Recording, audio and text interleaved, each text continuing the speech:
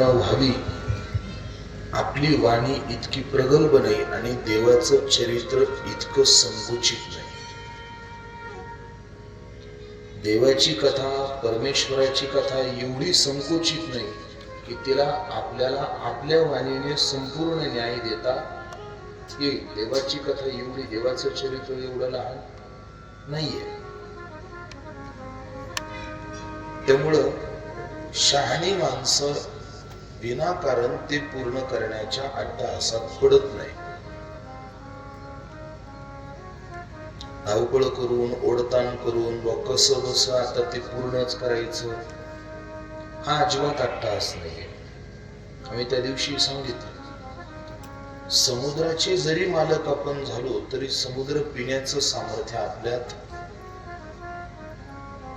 तशी जरी संतांनी ही भगवत चरित्र आपल्या करता मोकळी करून ठेवलेली असली, सकाळासी येथे आहे अधिकार, कलियुगी उद्धार हरीच्या नामे, जरी हे खरं असलं तरी सुद्धा ही भगवत चरित्र आपल्याला आपल्या बुद्धीने आणि आपल्या वाचेने एकत्र करता येतील असा कधीही शक्यतेत प्रकार पडत नाही. त्यामुळे ते करण्याच्या विनाकारण सायासात पडू नये. आणि दुसरा मुद्दा त्यांनी असं सांगितलं की जर कथा पूर्ण होत नाही, हा जर आपल्याला आपला अपमान वाटत असेल किंवा आपला अपराध वाटत असेल किंवा आपला जर दोष वाटत असेल, तर बाबांनी सांगितलं हा दोष चांगला आहे. कारण देवानेच देवाचं काम पूर्ण करून घ्यायचं राहतं, आपण नसतो करत. एकदा पूर्ण झाली नाही ना, त्याने परत कथा करायला संधी द्यायची, आता तरी होईल. त्या वेळेने झाली, देवाने परत कथा करायला संधी द्यायची, आता तरी होईल. आपल्याकडनं देवाचं यथार्थ गुणगान गाता न येणं याचा अर्थ देव खूप व्यापक आहे आणि तो आपल्याकडनं गाणं जे तर वेदाची मती ठेले ते तर काय मनोवाच्या आकळीले. नामदेव महाराज म्हणतात, जिथं वेदाची मती कुंठित होते तिथं आपली माणसाची वाचा परमेश्वराच्या चरित्र कथेला आपल्या वाचेने कवळू पहावी आणि ती कवळावी, हे कधी शक्य होईल का? माऊली बोलतात, का जैसे आलिंगनू वटवृक्षा, पारुखी न जाय जैसी विरेशा, ते देव संत कथा अपूर्णची गा. माऊली अमृतानुभवात बोलतात की जसं एखादा फार मोठा जुनाट 100-150 वर्षाचा विस्तारलेला वटवृक्ष असावा आणि त्याच्या खोडासहित सगळ्या पारंब्या आपण आपल्या एका कवळीमध्ये आणण्याचा प्रयत्न करावा. शक्य आहे का? हे जसं अशक्य आहे ना, कितीही प्रयत्न केले तरी हे जसं अशक्य आहे, तसं आपल्या एका बुद्धीने अनंत गुणनिधान परमेश्वराच्या कथेला आकळणं हे सुद्धा जवळजवळ अशक्य प्राय आहे. आणि त्यामुळे कथा पुष्कळ शिल्लक आहे, पुष्कळ खूप मोठं चरित्र आहे. पण फक्त आता आपण पुरं करत भगवान शंकरांच्या प्राकट्याची, त्यांच्या परिवारातल्या मंडळींची थोडी करत कथा पार्वतीपर्यंत येऊन ठेपली आहे. आता फक्त पार्वती, गणपती बाप्पा आणि कार्तिकेय एवढं थोडं ऐकू आणि भगवान शंकरांना विनंती करू की तुमच्या सर्व परिवारापर्यंत आम्ही आलोय. पण इथं जरी आम्हाला ती कथा ऐकणं गाणं शक्य नसेल तरी आम्ही आपल्या घरी सार्थ रूपात का होईना भगवान शंकरांचं पुढचं चरित्र निश्चित, हा निर्देश आहे बरं का, हा एक निर्देश आहे. 7 दिवसात कथा ऐकणं शक्यतेत नाहीये, याचा अर्थ लगेच सोडूनच द्यायचं असं पण नाही. जिथपर्यंत कथा आपण ऐकली आहे तिथून पुढची कथा सोडून नाही द्यायची. घरी वाचायची, रोज वाचायचं. 1 अध्याय, 2 अध्याय, 3 अध्याय वाचायची की काय बिघडत आहे. कथा येते, उपासना येते. ही एक श्रेष्ठ आणि पवित्र उपासना. आणि बरेच जण म्हणतील मग हे संस्कृत जमेल का? प्रयत्नही करू नये. कारण या ग्रंथामध्ये आलेले श्लोक हे मंत्र आधारित आहेत. ते जर आपल्याला व्यवस्थित वाचता आले नाही तर त्याचे उलट परिणाम होतात. त्यामुळे त्याच्या भानगडीत नाही पडायचं. मग मोकळी सार्थ घ्यायची, ग्रंथ सार्थ घ्यायचा ज्यात फक्त अर्थ आहे. अहो, फक्त भाषा बदलेल, चरित्र बदलेल का? म्हणून जरी कथा आपल्याला इथं संपूर्ण ऐकणं शक्य नसेल, पण याचा अर्थ मग लगेच पुढची कथा सोडून द्यायची असं नाही. ऐकायची. नाही ऐकण्याची संधी मिळाली, वाचायची. रोज थोडी थोडी वाचायची. पुढच्या वर्षीपर्यंत होईल वाचून.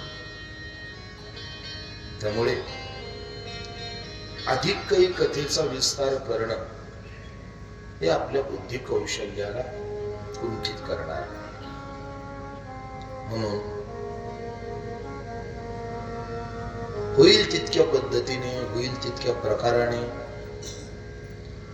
आपण या कथेचा प्रवास करत करत करत करत इथपर्यंत आलोय. आता अगदी थोडा कालावधी बाकी आहे प्रवास थांबण्याकरता. आपण फार सुंदर कथा ऐकता. एक वाक्य सांगू. वक्त्याला तेव्हाच व्यवस्थित बोलता येतं, तेव्हा चांगलं बोलता येतं जेव्हा ऐकणाऱ्याचे कान जिवंत असतात. ऐकणाऱ्याचे कान जिवंत असले की वक्त्याला बुद्धी कौशल्य आणि बुद्धी चातुर्य वापरता येतं. पण ऐकणाऱ्याचे कान जिवंत नसतील तर वक्ता कसाही असू द्या, त्याची बुद्धी आपोआप कुंठित होते. माऊली बोलतात, वक्ता तो वक्ता नोहे श्रोतेणी विना. श्रोत्यांच्या चांगुलपणाशिवाय वक्त्याचं चांगुलपण जगाच्या समोर सिद्धीला येत नाही. आणि तुम्ही सर्वजण फार सुंदर, फार व्यवस्थित आणि फार मार्मिक चिंतन ऐकता. निश्चित हे तुमच्या सर्वांवरती पूजनीय सद्गुरु भाऊंचे विद्वत उपकार आहेत, याला आपण विसरता कामा नये. भाऊंचे आपल्यावरती उपकार आहेत.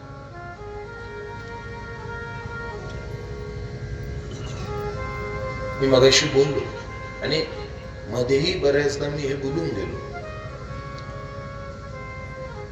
कुणी जर विचारलं की भाऊंनी काय केलंय, तर त्याच्याकरता एकच वाक्य आहे, भाऊंनी नंदनवनकरांचे कान श्रीमंत करून ठेवलेत. म्हणजे कान श्रीमंत केलेत भाऊंनी. आणि हेच तुमच्यावर त्यांचे फार मोठे उपकार आहेत. हे विद्वान मंडळी यांनी तुमच्या आयुष्याला डाग लागू नये म्हणून त्यांचं सुवर्णमय जीवन तुमच्या सर्वांच्या साठी इथे झिजवलं. देह कष्ट भीती परोपकारे. आणि आज आपल्या सर्वांची ऐकण्याची उंची कळसाला पोहोचली आहे. हे निश्चित भाऊंचे उपकार आहेत. आणि म्हणून आज त्यांना आपण सर्वजण पुन्हा एकदा स्मरण करू.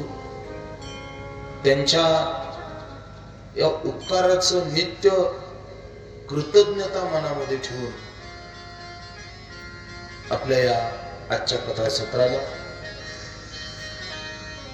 उत्तराभिमुख करू. कालपर्यंत आपण पाहिलं की पार्वतीचा जन्म झाला आणि भगवती पार्वती मातेचा जन्म झाल्यानंतर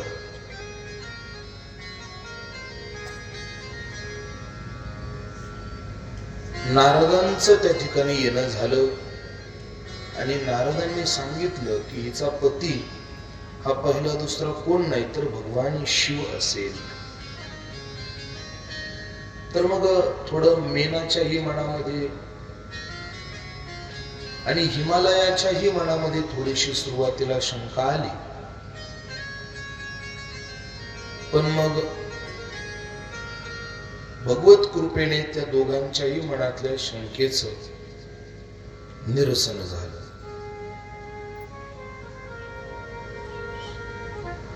इकडे भगवान शंकरांना सतीच्या वियोगाचं मुळात दुःख होतच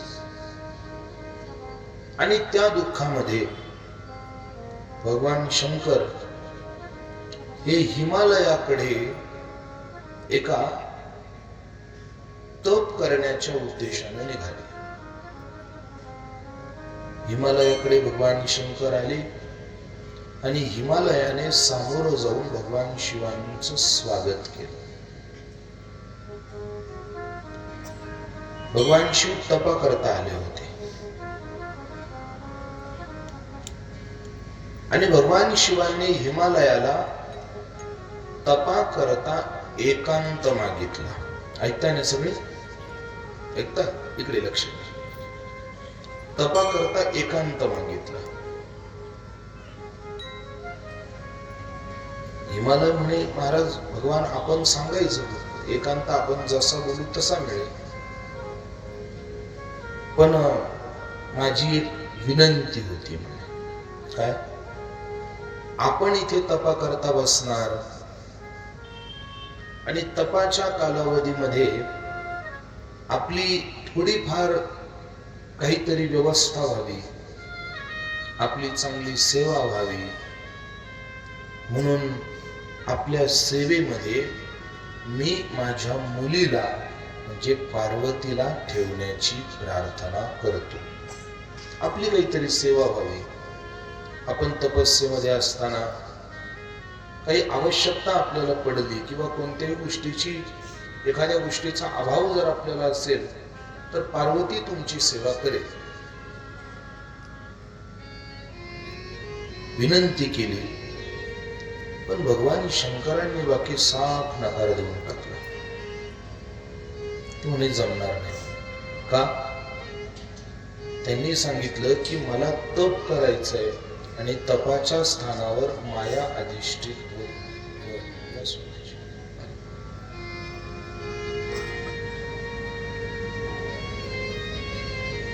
आजच्या आपल्या कथेला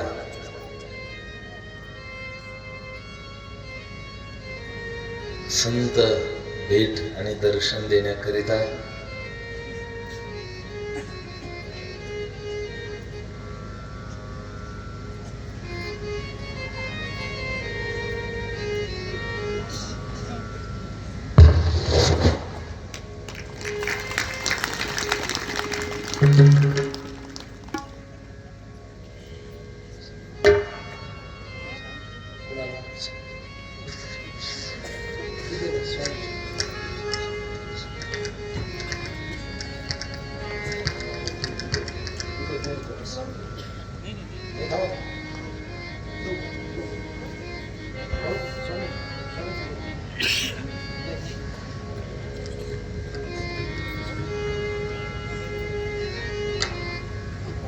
आजच्या आपल्या या कथेला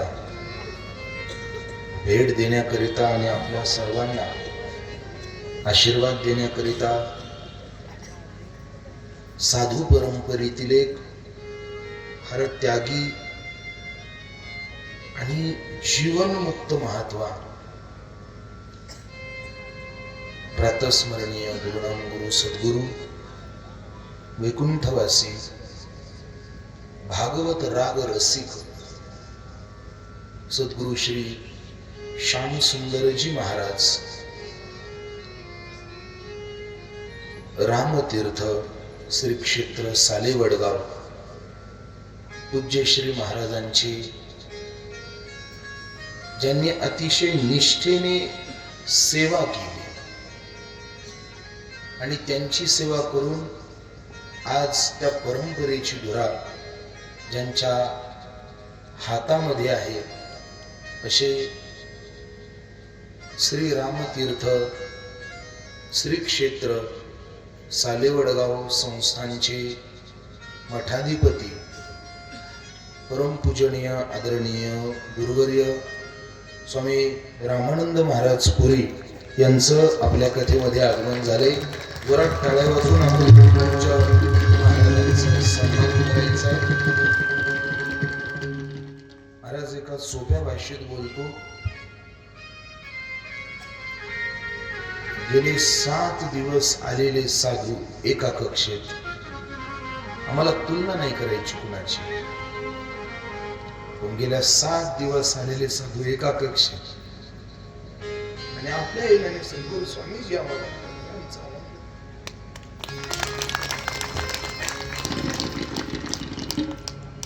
महाराज सद्गुरु स्वामी महाराजांनी फार जीव लावला महाराज आम्हाला सर्वांना. आमचे स्वामीजी, आपण त्यांना कित्येक मंडळी ओळखता न ओळखता मला माहिती आपला परिचय असेल. सालेवडगावचे स्वामीजी म्हणजे या कलियुगातले साक्षात शुकदेव होते. साक्षात शुकदेव. गुरु रे देवगडच्या बाबांचं वाक्य सांगतो. चालू भारतवर्षामध्ये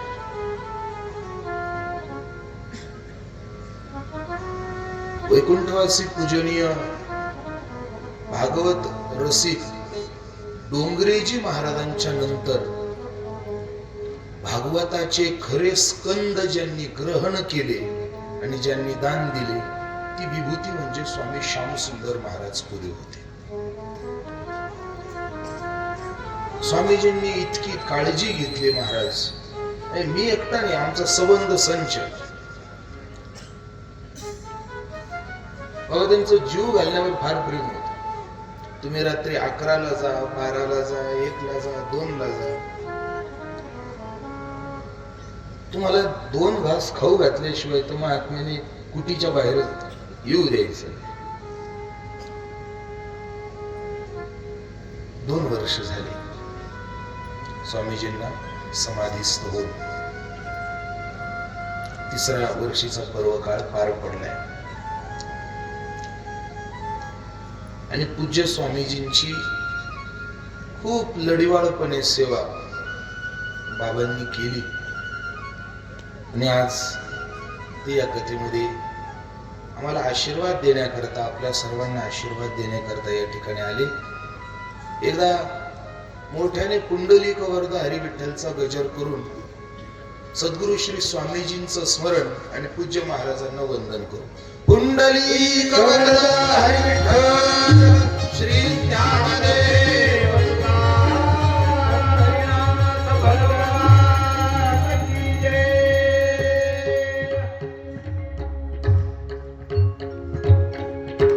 पूज्य स्वामींच्या चरणावर पुन्हा प्रणाम करून कथा सत्राला पुढे प्रवाहित ठेवू.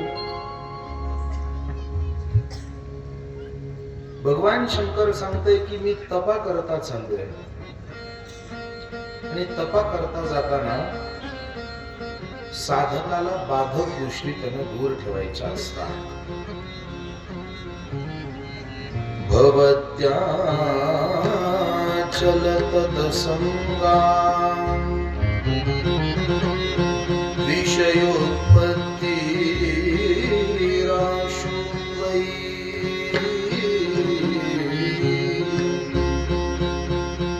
विनश्यन्ति भक्तिश्च वैराग्यं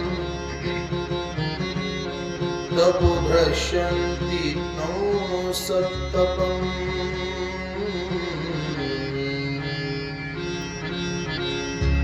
उपासना करताना, भक्ती करताना, तप करताना व्यवस्थेच्या विरहित जायचं असतं.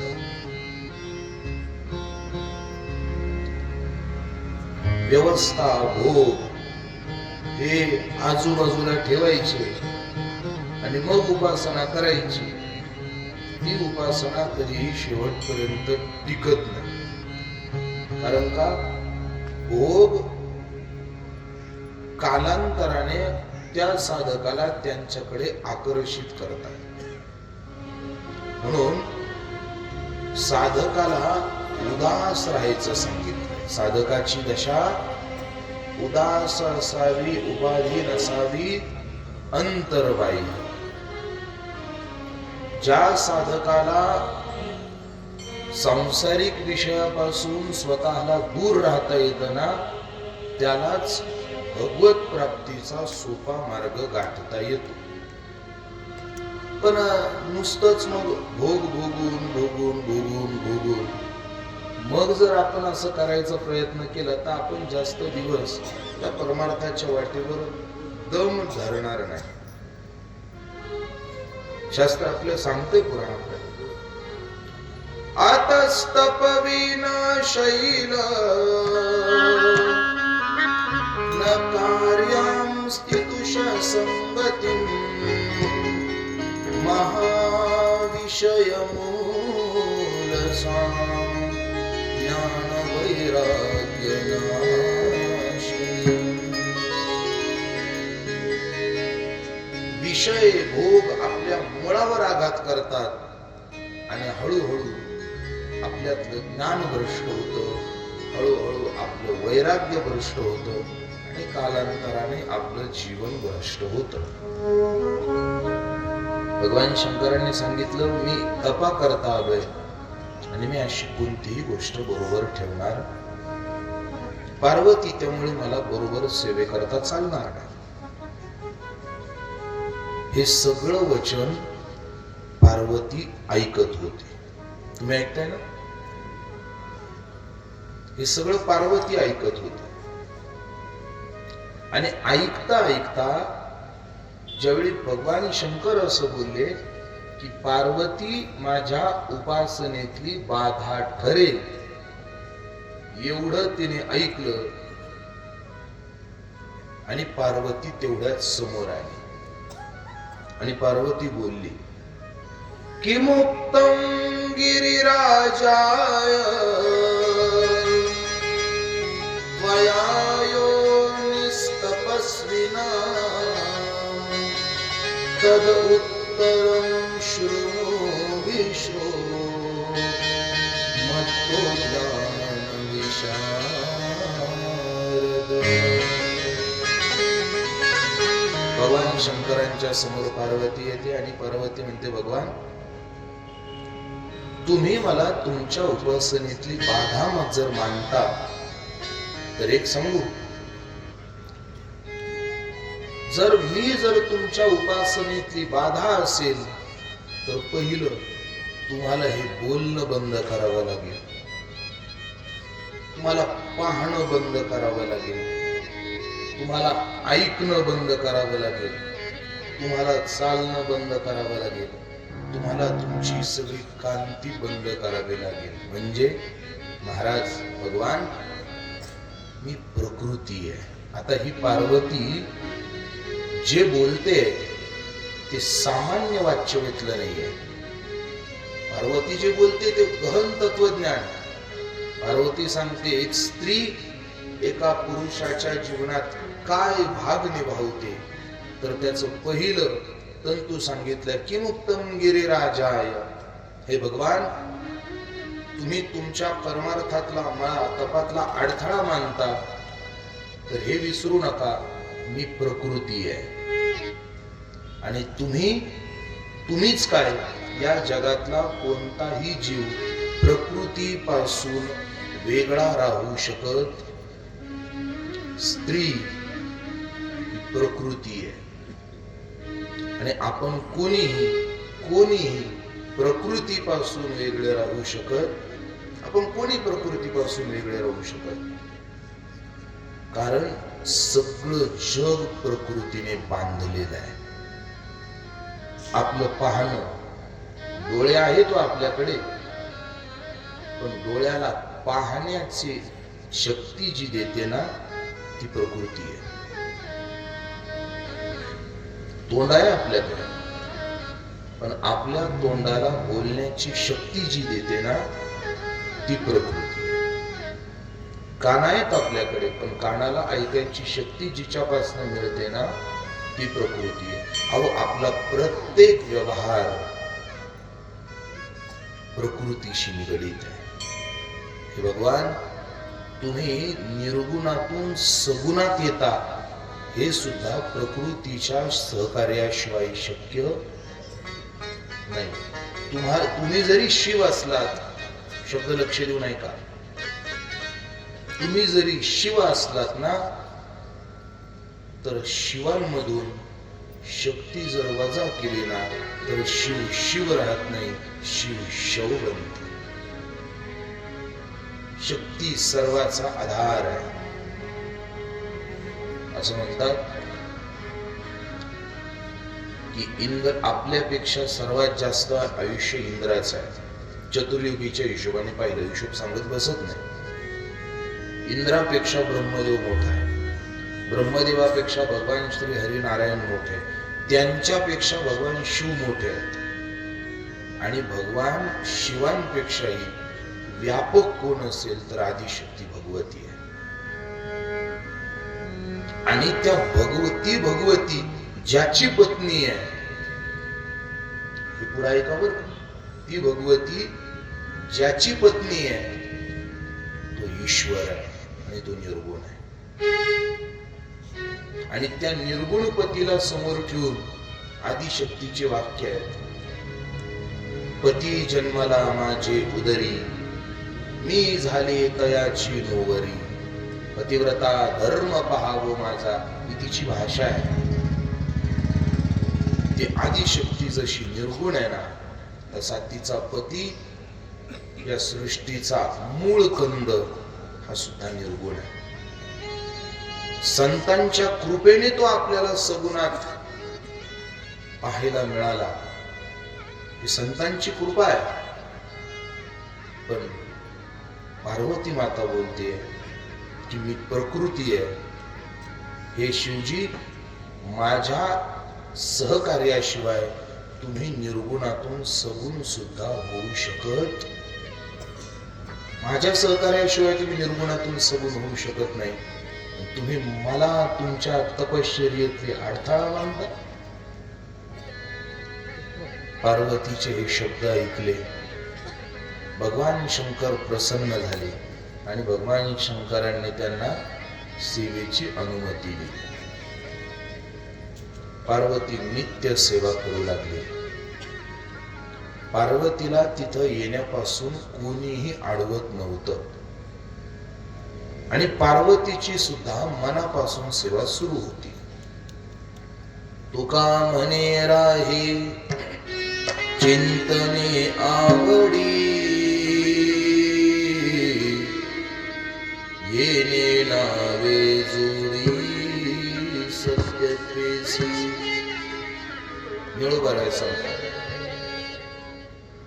एकोबाची करी सेवा,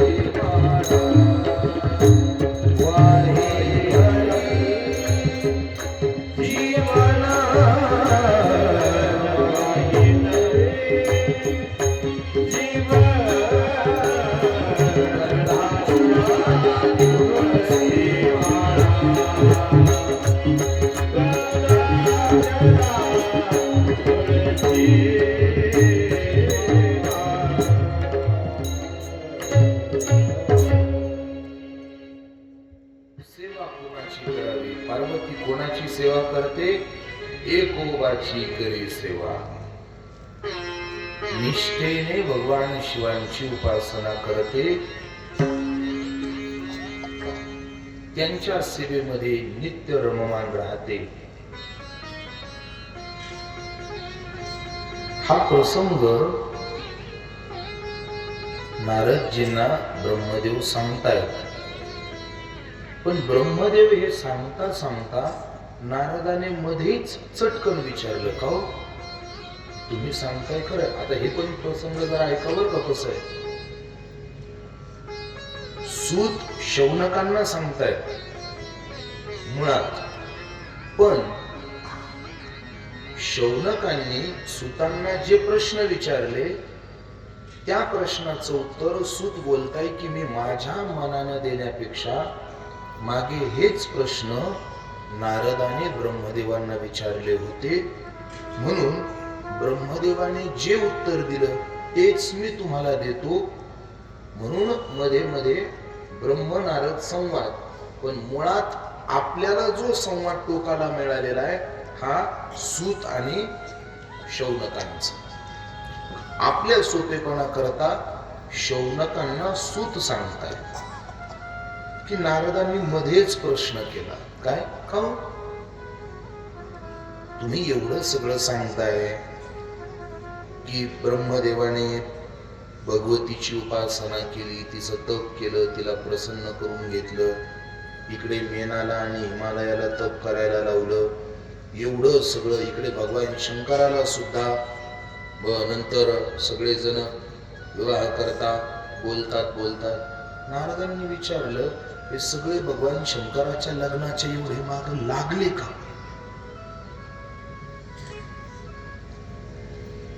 थोडं बोल. हे सगळे भगवान शंकरांचे एवढे लग्नाच्या मागे का लागले. आमचे गुरुजी विनोदानं बोलायचे, सद्गुरु श्री चंद्रशेखर महाराज विनोदानं या संबंधात बोलायचे. ते असं म्हणायचे की ज्याचं लग्न झालंय ना तो दुसऱ्याला जास्त दिवस बिना लग्नाचं पाहू शकत नाही. कळलं तुम्हाला मला काय सांगायचं. ज्याचं लग्न झालंय ना तो रोज विचार करतो, मी खोटं हसतोय, हा खरं हसतोय. त्याचं खरं हसणं त्याला जड जातं आणि मग तो प्रयत्नात राहतो. जास्त पातळ करत नाही. विनोद म्हणून बोलायची. पण मूळ कारण काय, भगवान शंकरांच्या एवढे मागे काय लागले सगळे विवाहाच्या. तर ब्रह्मदेव सांगताय असं म्हणे नारदा, माझा पुत्र मरीची, पुढे कश्यप, त्याच्या 13 पत्नी, दक्षाच्या कन्या आणि त्यातली सर्वात मोठी दिती. तर त्या दितीच्या पोटी हिरण्यकश्यप आणि हिरण्याक्ष जन्माला आले. आता भगवान श्री हरी विष्णूने वराह अवतार घेऊन हिरण्याक्षाला मारलं आणि नरसिंह अवतार घेऊन हिरण्यकश्यपूला मारलं. ते दितीला दुःख झालं, काय म्हणे माझी 2च मुलं, ती पण मारली गेली. मग तिने कश्यपांना विनंती केली आणि कश्यपांना विनंती करून त्यांना शरण गेली आणि सांगितलं, महाराज मला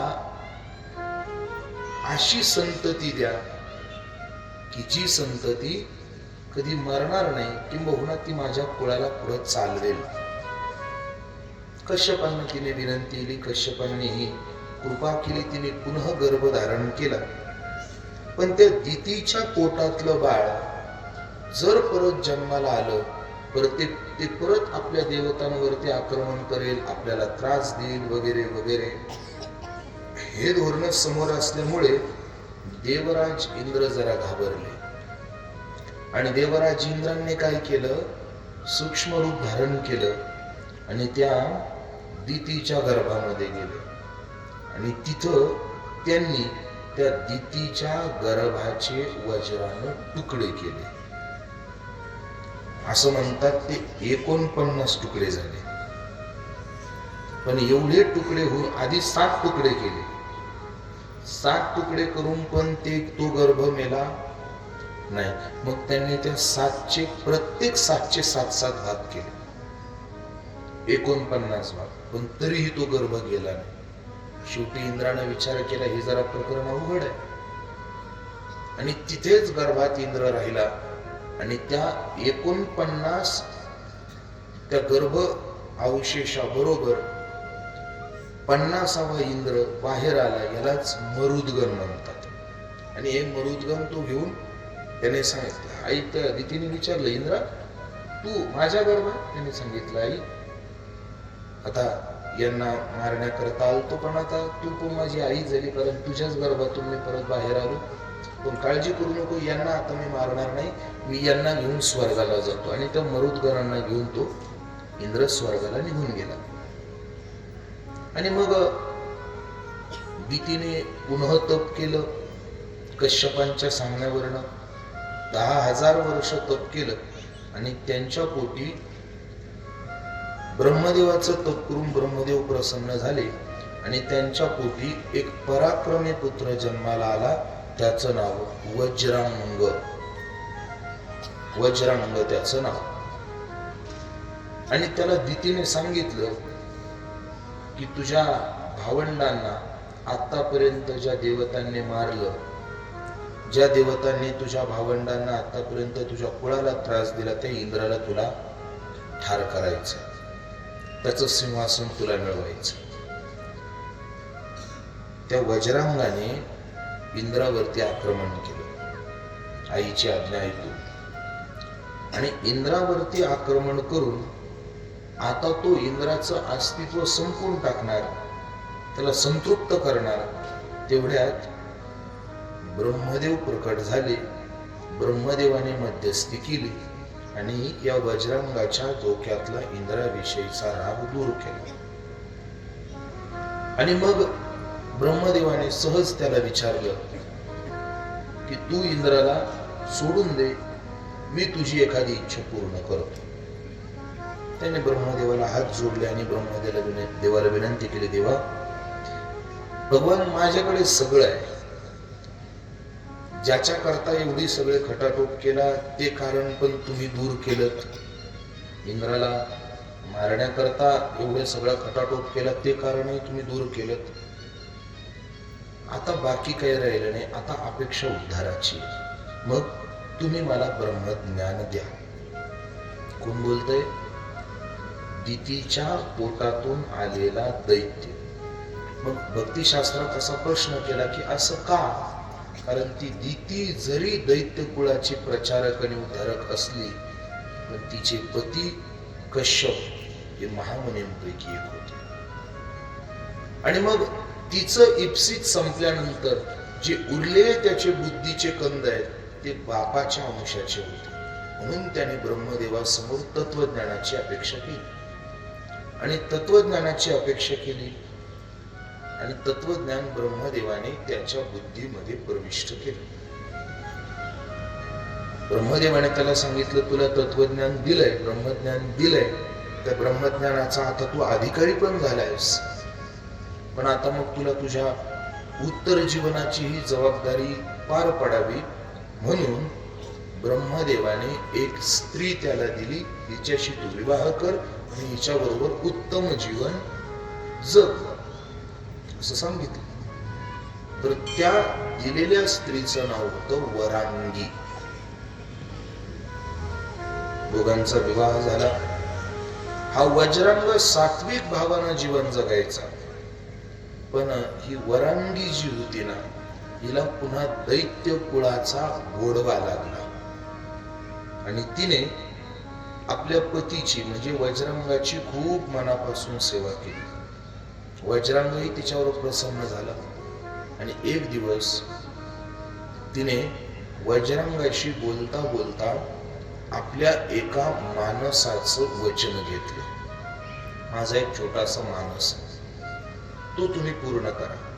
माझी इच्छा आहे त्याने सांगितलं, तू एवढी मनापासून माझी सेवा करतेस, मी तुझी इच्छा पूर्ण करेन. बोल. नाही, मला वचन द्या. दिलं वचन. तिने सांगितलं, मला एक पुत्र हवा आहे.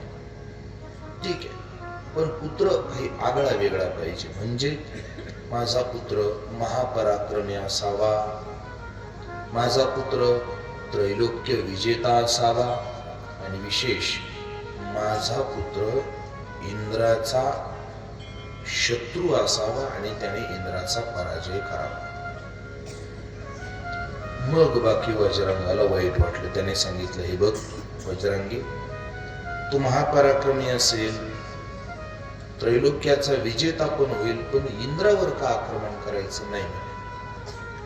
तुम्ही मला वचन दिलंय, माझं वचन पूर्ण करा. वज्रांगाचा नाईलाज झाला. तप करण्याकरता गेला आणि तप करून घरी आला आणि त्या तप प्रभावाने त्या वज्रांगाला आणि वरांगीला एक पुत्र झाला. त्या पुत्राचं नाव तारक. तारक. आणि तो तारक कसा? आईच्या विचारानं चालणार. आईने तो आपल्या मुलाला सांगितलं की तू हे तुझे वडील जसे जगतात तसं जगायचं नाही म्हणे. मग तुझ्या आयुष्याचं इप्सित वेगळं आहे. तुला काय करायचंय? तो पुत्र जो जन्माला आला, अथो सतारको दैत्यो महाबल पराक्रमः तपा कर्तुं जनन्यांश्च ज्ञानयाचे महात्मना.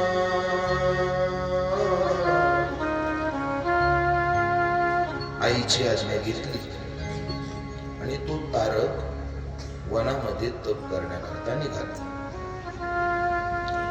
दैत्यगुरु शुक्राचार्यांची कृपा प्राप्त केली आणि ब्रह्मदेवाचं कठोर तप त्या तारकाने सुरू केलं.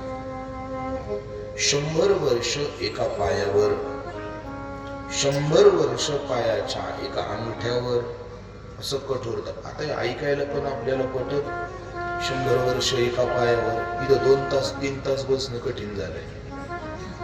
100 वर्ष कुठे एका पायावर राहील का? एका पायाच्या अंगठ्यावर राहील का?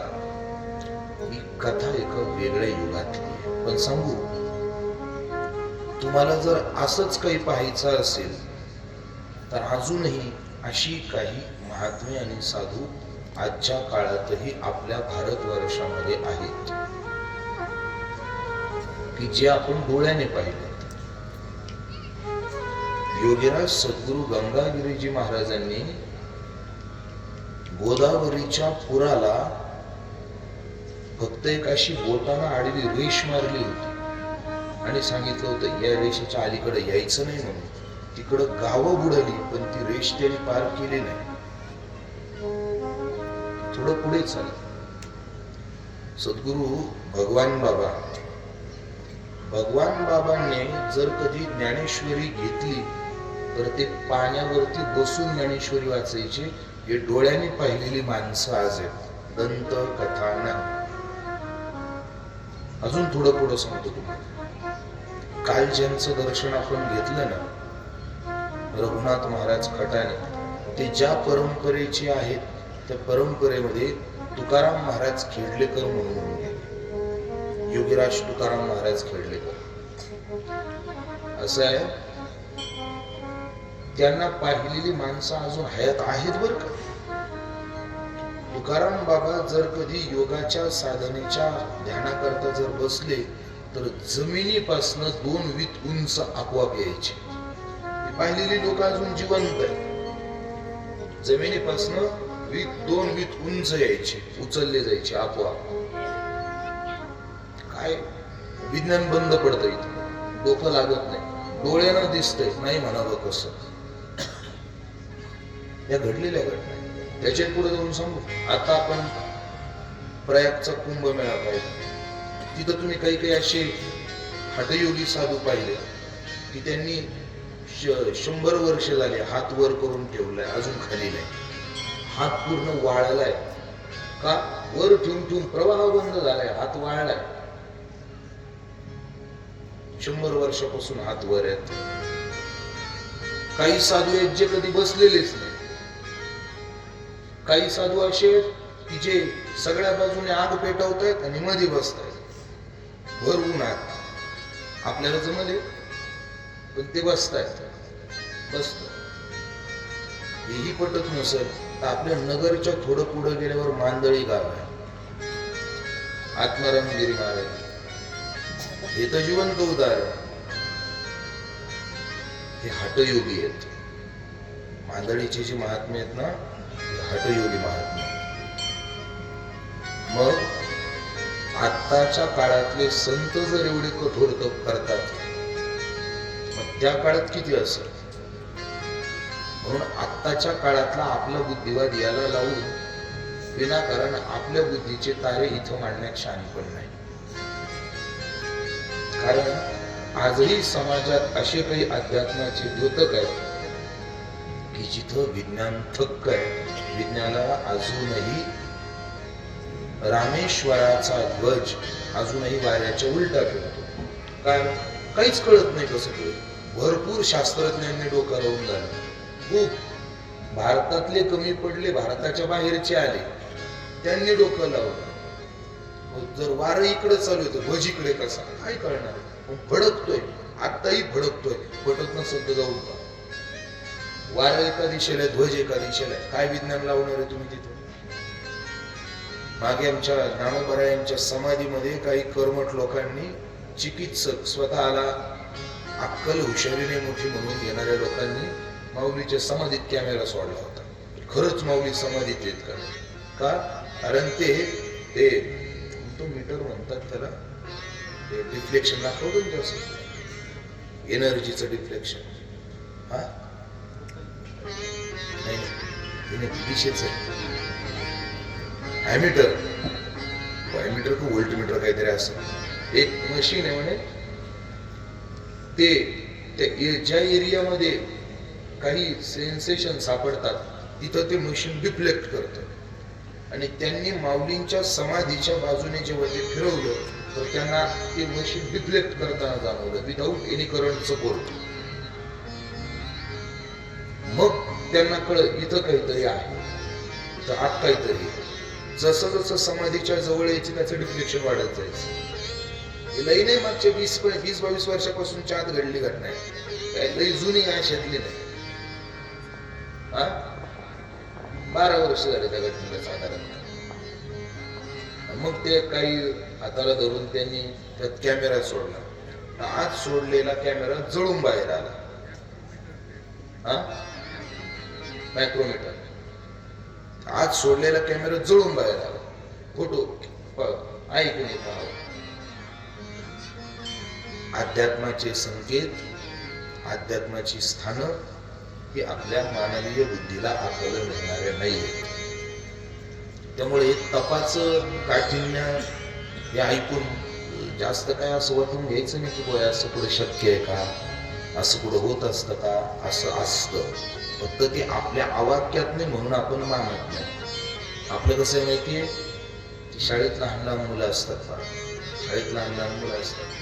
स्वामीजी मुलांचं असं आहे की जो विषय त्यांना सोपा जातो त्या विषयाचे वर्ग शिक्षक त्यांचे आवडते शिक्षक असतात. बरोबर आहे की? ज्याला मराठी सोपा जातो तो वर्ग शिक्षक त्याचा आवडता शिक्षक राहतो. ज्याला इंग्रजी सोपा जातो तो शिक्षक त्याचा आवडता शिक्षक. ज्याला गणित सोपा जातो तो त्याचा आवडता शिक्षक. आणि जो विषय त्यांना अवघड जातो त्यांच्या दृष्टीत तो शिक्षक म्हणजे निव्वळ ढ. का? त्यांना अवघड जातो ते सर, त्यांना काही येत नाही. त्यांना येत नाही का याला कळत नाही? याला कळत नाही. तसं हल्लीच्या माणसांचं आणि अध्यात्माच्या प्रक्रियेचं झालेलं. हल्लीच्या विज्ञानवादी पुढारलेल्या मानसिकतेला अध्यात्माच्या प्रक्रिया त्यांच्या हातावर येत नाही, आणि हातावर येत नाही म्हणून मग ते त्याला खोट थोतांड असं काहीतरी म्हणून जगामध्ये काहीतरी डांगोरा पिटतात. पण याचा अर्थ असा नाही, आपल्याला ते कळत नाही हा आपला कमीपणा आहे. आपल्याला कळत नाही याचा अर्थ प्रकृतीत त्या गोष्टी नाही असं बिलकुल नाही.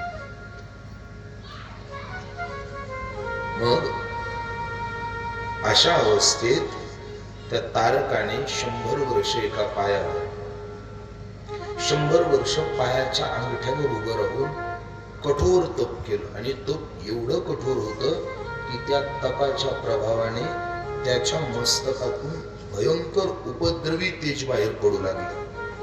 आणि त्या तेजाचा उद्रेक इतका भयंकर होता की त्या तेजाच्या प्रभावाने त्रैलोक्याला आग पेटली, सर्वांना पीडा होऊ लागली. इंद्र घाबरला, सगळे देव घाबरले, यक्ष गण गंधर्व किन्नर सगळ्यांना भीती वाटू लागली. व हे नेमकं काय प्रकरण आहे, हा नेमका काय विषय.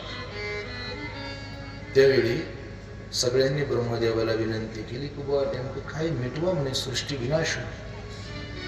आणि मग ब्रह्मदेव त्या तारकाच्या समोर प्रकट झाले. ब्रह्मदेव प्रकट झाले आणि ब्रह्मदेवाने त्याला विचारलं, बोल कशा करता एवढं उपद्रवी तप करतो, काय गरज आहे. त्यावेळी त्याने सांगितलं, महाराज काही नाही, माझी एक अपेक्षा आहे.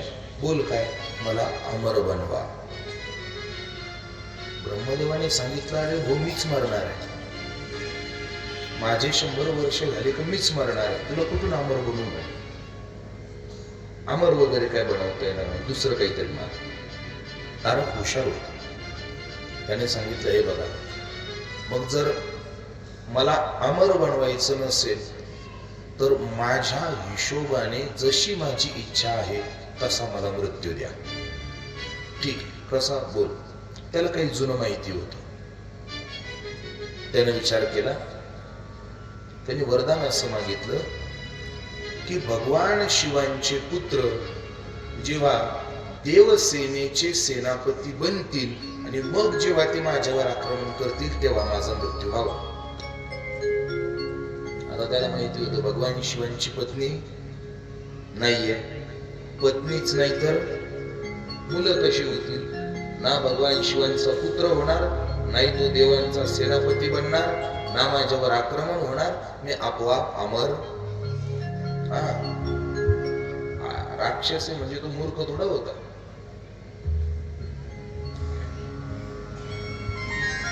त्यांना असं फिरून मागितलं आणि मग ब्रह्मदेवाने आशीर्वाद दिला आणि तो दैत्य आता निर्भय झाला. कारण त्याला कळून चुकलं की आता आपण वरसिद्धीत झालोय, आपल्याला आता कोणाची भीती राहिली नाही. आणि माणसाला जेव्हा कोणाचीच भीती राहत नाही ना, त्यावेळी त्याच्यातली सद्वृत्ती हळूहळू हळूहळू काय होते, भीती राहिली नाही ना की माणूस कसाही उन्हाळ वागायला लागतो. मग त्याने काय सुरू केलं माहितीये, त्याने सगळ्या जगात उपद्रव सुरू केला. अनेकाच्या कापती माना, अनेकाच्या कापती माना, अनेकाच्या कापती माना, अनेकाच्या कापती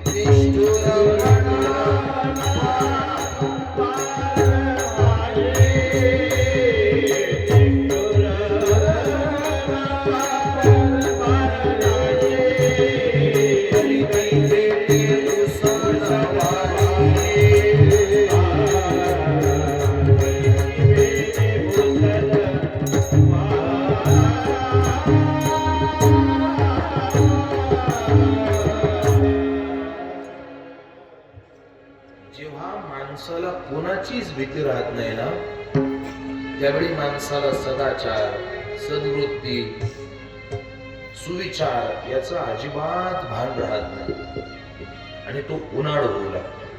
मी साधं घरातलं गाणं, घरात आई वडिलांचा धाक असलेली मुलं आणि आई वडिलांचा धाक नसलेली मुलं, साधी गोष्ट. समाजात धाक असलेली माणसं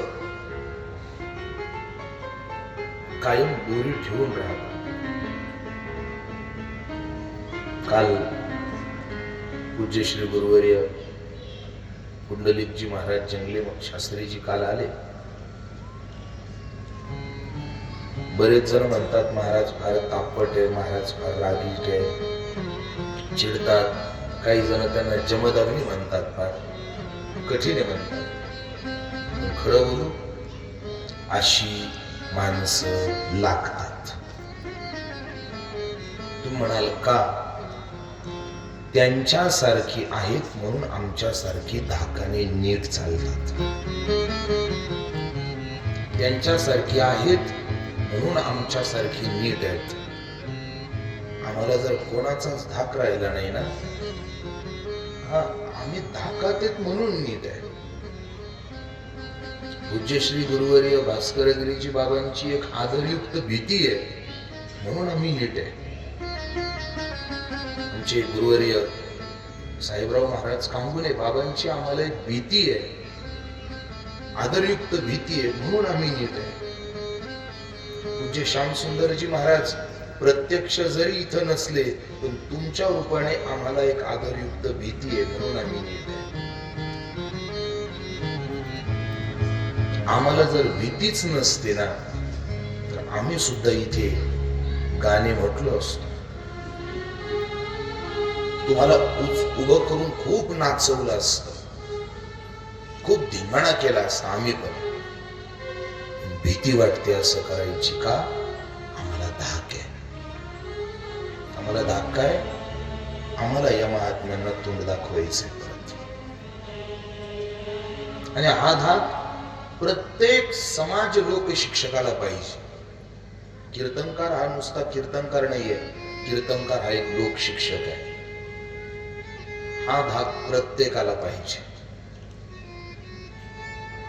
नाही तुम्हाला चालू काळातल्या कुणाचा जरी धाक नसला ना तरी तुम्हाला किमान ज्ञानोबराया तुकोबरायाचा तरी धाक पाहिजे. आपल्याला एवढं तरी मान्य पाहिजे की उद्या आपल्याला माऊलीच्या समोर उभं राहायचंय.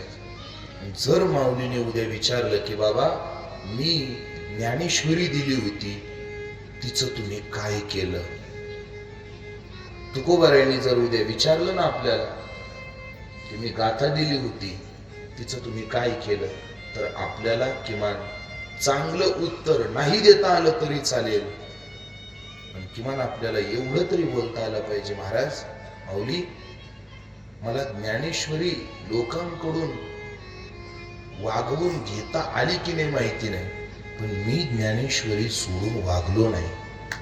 एवढं तरी आपल्याला माऊलीच्या समोर बोलता आलं पाहिजे. एवढं तरी तुकाराम महाराजांच्या समोर आपल्याला बोलता आलं पाहिजे.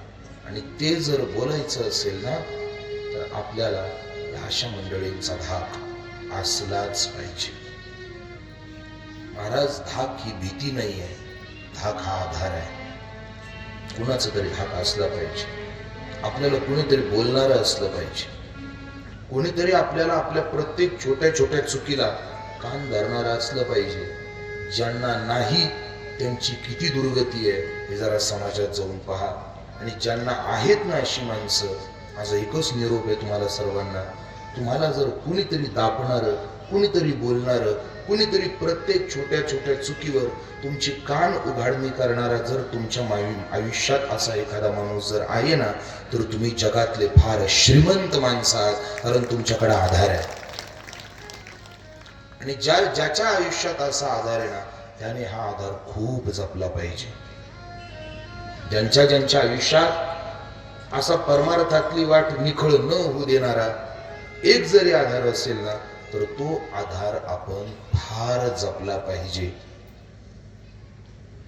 कारण हेच आपल्या भविष्याच्या मुक्तीचे खरे द्योतक.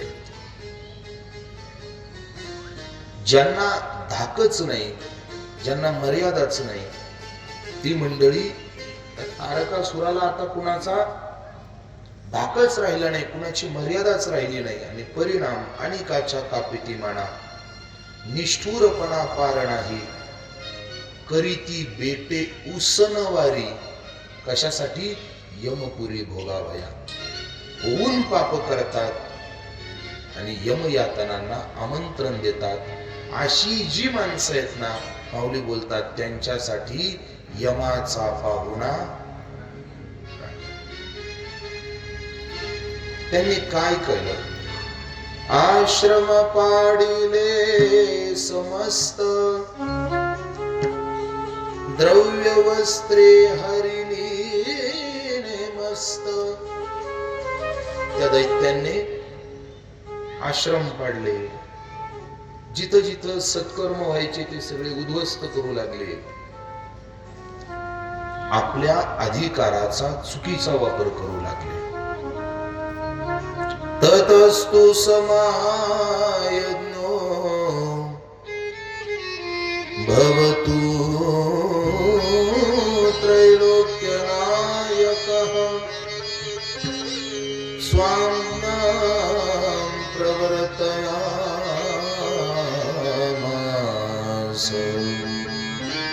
पीडयांस चराचरम्. सर्वांना पीडा देऊ लागले. इंद्राला त्रास सुरू केला. सर्व जे लोकपाल होते त्या लोकपालांचे रत्न घेतले. रत्न घेतले म्हणजे त्यांनीच भयाने देऊन टाकले.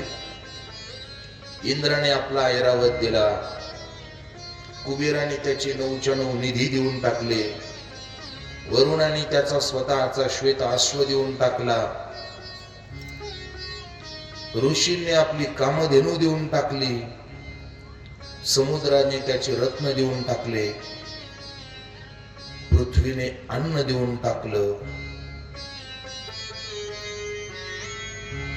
देवांच्या जागी दैत्य नियुक्त झाले. सत्ता अधर्माची सुरू झाली. आणि मग हे सगळे दैत्य ज्यावेळी देवतांना दूर लुटून त्यांच्या स्थानावरती बसले, तेव्हा बाकी मग शेवटी देवता निराधार झाल्या, ग्रहत्याग त्यांना करावा लागला. आणि मग अशा अवस्थेत त्या दैत्या ते सगळे देव ब्रह्मदेवाला शरण गेले, हतबल झाले आणि विचारलं, महाराज याच्यावर काहीतरी उपाय द्या की जेणेकरून आम्ही या तारकासुराचा निपात करू शकतो.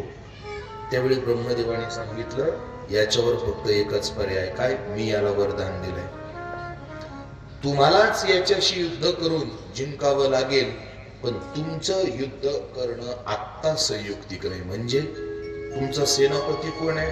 देवराज इंद्र, स्वतः महाराज. नाही म्हणे, जर तुम्हाला तारकासुराशी युद्धामध्ये जिंकायचं असेल तर तुम्हाला भगवान शिवांचा पुत्रच सेनापती लागेल. आता पडली पंचायत. देवतांनी विचार केला, भगवान शिवांचा पुत्र, सतीमाता तर गेल्या, आता कसा काय पुत्र? मग त्यांनी सांगितलं, जर शिवपुत्र येईल तरच तारकासुराचं हे आसुरी आक्रमण थांबेल, अथवा तुम्हाला याच्यातनं आता कोणीही वाचवू शकणार. मग पहिला प्रयत्न करा. काय? भगवान शिवांचा विवाह झाला पाहिजे. म्हणून सगळे भगवान शिवांच्या विवाहाच्या मागे तुटून पडले होते. यांचं लग्न झालं पाहिजे. शिव पार्वतीचा विवाह आवश्यक आहे. सगळे देव आपापल्या स्थानावर जातात, विचार करतात काय करावं काय करावं. आणि मग देवराज इंद्र त्याचा प्रिय मित्र आणि सेवक कामदेवाला पाचारण करतो, कामदेवाला बोलवतो. आणि कामदेव बोलवतो आणि सहज कामदेवाला म्हणतो असं बोलता बोलता, काय कामदेवा, तुम्ही माझे मित्र खरेत, पण काय तुम्ही गरजेला कामाला येत नाही. एक बोलू,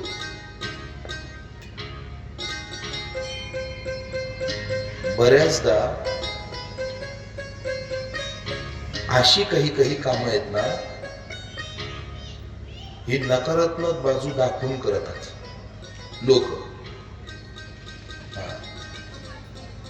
का हो, कुठून आले, अमुक अमुक, तुम्ही फारच तिकडे जातो. म्हणजे अगोदर किती तुम्ही मी बरोबर फिरायचो, हो, आता तुम्ही हल्ली माझ्या बरोबर राहतच नाही, तुम्ही त्यांच्याच बरोबर फिरता.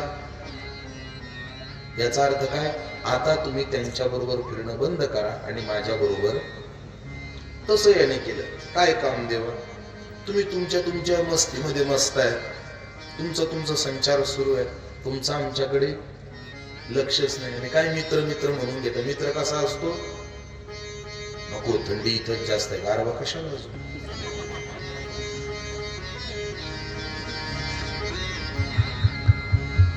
तुम्ही माझ्या अडचणीला उपयोग येत नाही, असे कुठे मित्र असता का. थोडं कामालाही जरा, कामदेवाला जरा वाईट वाटलं हे असा मैत्रीबद्दल अविश्वास दाखवला म्हणून. कामदेवाने विचारलं, नेमकं काय म्हणायचंय तुम्हाला. ते म्हणे, माझे एक काम करावं, तुमच्याकडे माझं एक गाऱ्हाण आहे. तो म्हणे, ठीक आहे, नाही पण मला आधी वचन द्या, तुम्ही हे करालच. थोडस भावनिक करून इंद्राने कामदेवाकडनं वचन घेतलं आणि सांगितलं की तुम्हाला तपाला बसलेल्या भगवान शंकरांवर तुमची युक्ती प्रहार करायचा आहे. कामदेव म्हणे, कशा काय गाठ पडली म्हणे माझी तुझी. मित्र असावा ठीक आहे, पण असा आगीत लोटणार, लढायला सांगतोय कोणाबरोबर म्हणे, भगवान शंकरांबरोबर. काय पोर खेळ की काय म्हणे.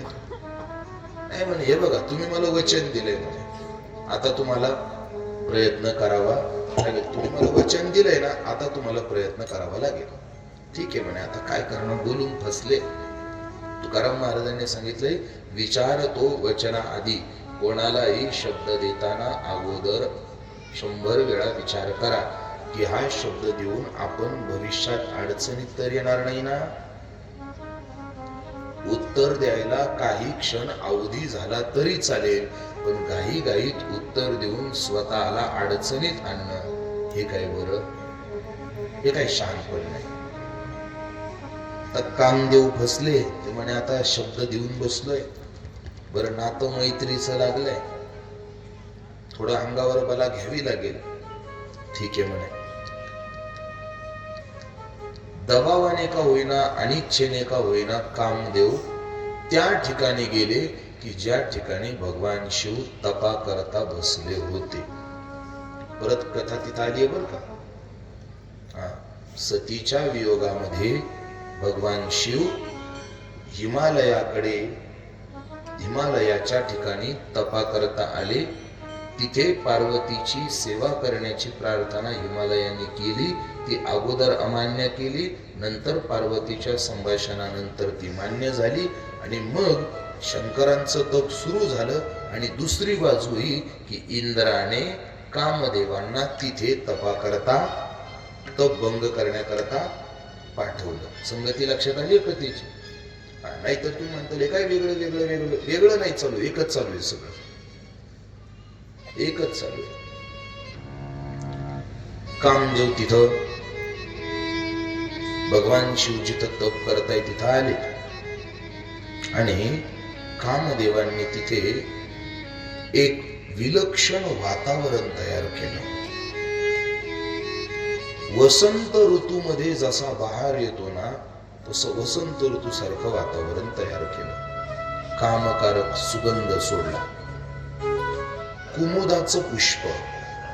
आणि या कुमुद पुष्पाचं असं कौशल्य आहे की कुमुद पुष्पाचा सुगंध हा मानवीय विचारात कामाचं स्फुरण करतो.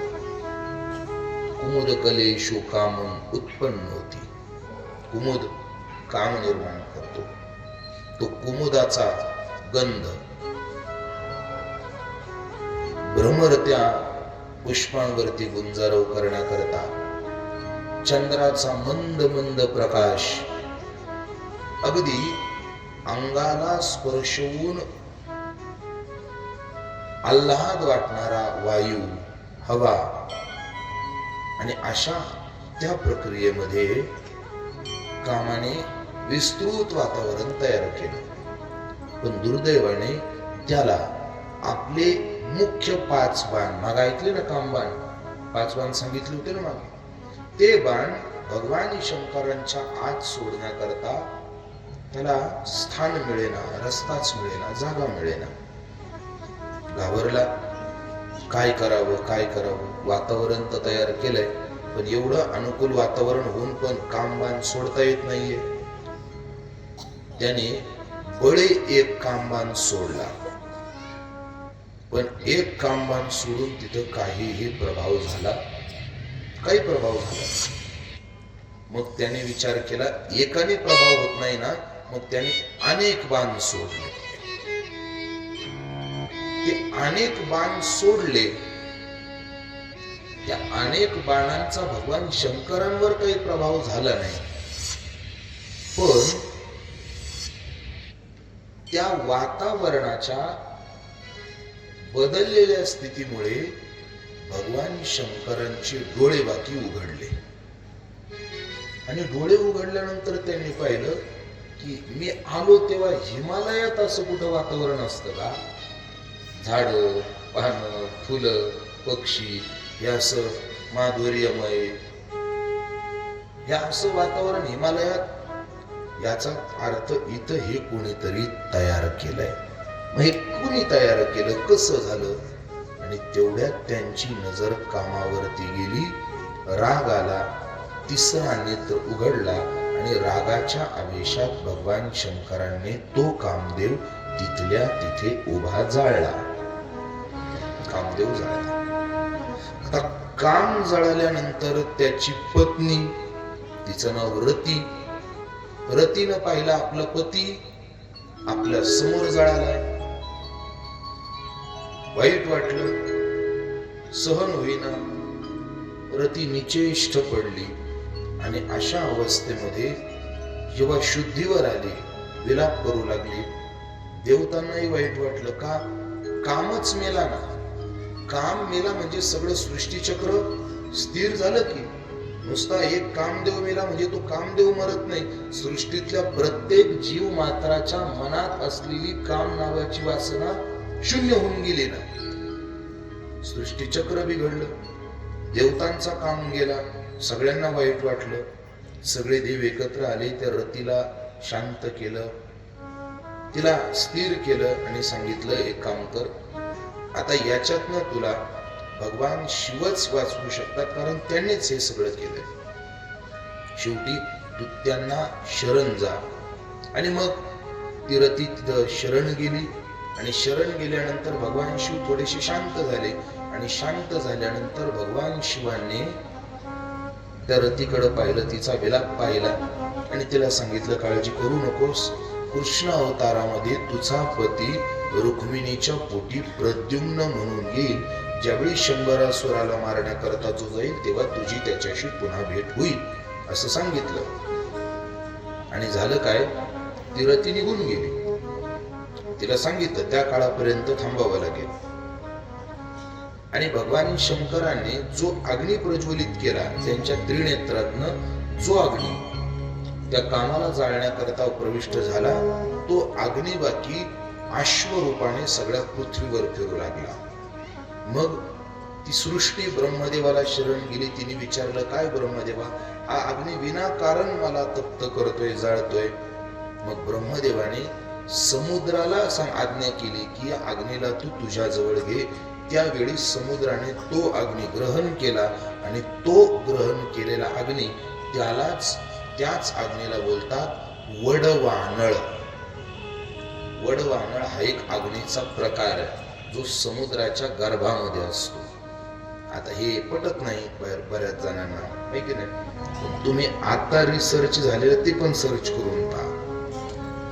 समुद्राच्या गर्भात अग्नीची चिन्ह सापडली आहेत. विज्ञानाला हळूहळू हे कळू राहिले.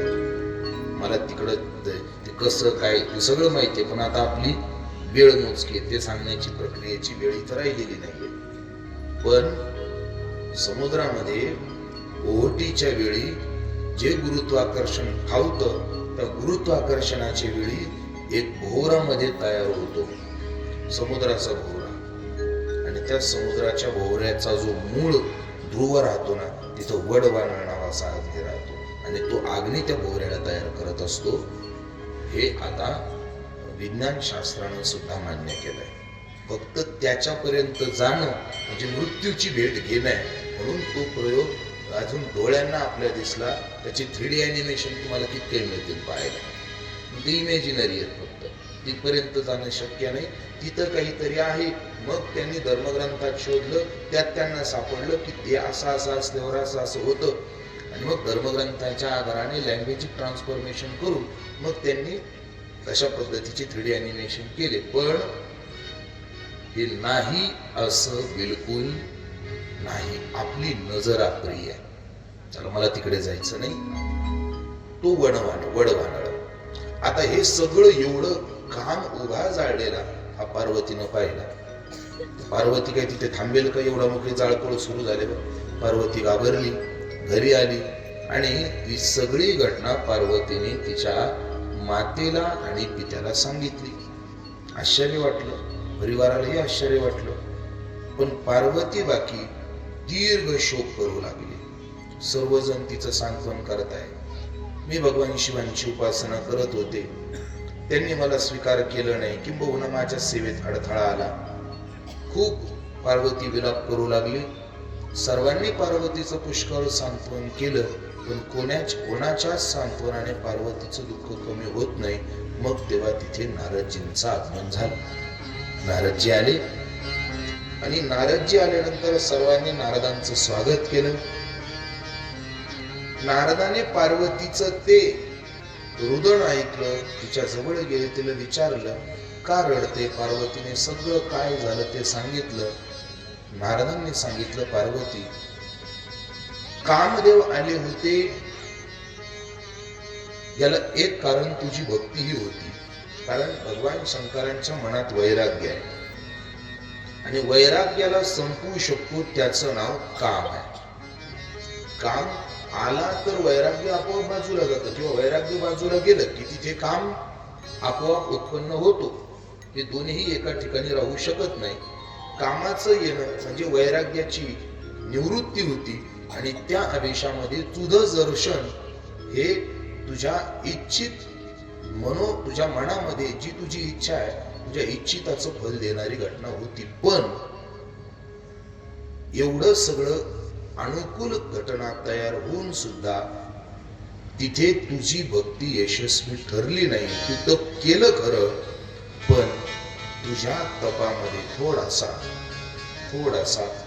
अहंकार होता. म्हणे का? तुझी त्यांच्या भगवान शंकरावर श्रद्धा नाही असं नाही. एक गोष्ट लक्षात ठेवा, श्रद्धा असणं हा एक वेगळा भाग आहे, पण अभिमान विरहित असणं हा एक वेगळा भाग आहे. जास्त चर्चा करणं श्रेयस्कर नाही. पण बऱ्याचदा चांगल्या श्रद्धावानांना सुद्धा अभिमानाचा डंक असतो. आपण कालच प्रसंग पाहिला, नामदेव महाराजांची परमेश्वरावर प्रचंड श्रद्धा, प्रचंड विश्वास, पण मी देवाच्या जवळ राहतो आणि देव माझ्या हाताने दिलेला नैवेद्य खातो. हा एक काय होता? त्याचं नाव अहंकार, अभिमान. तुला अभिमान रहित उपासना करावी लागेल आणि त्याच्यासाठी मी तुला उपदेश करतो. आणि नारदांनी तिला ओम नमः शिवाय या पंचाक्षरी मंत्राची दीक्षा दिली आणि त्या मंत्राची उपासना करण्याचा सल्ला दिला. इति श्रुत्वा वचस्तस्या पार्वत्या मुनिसत्तमं पंचा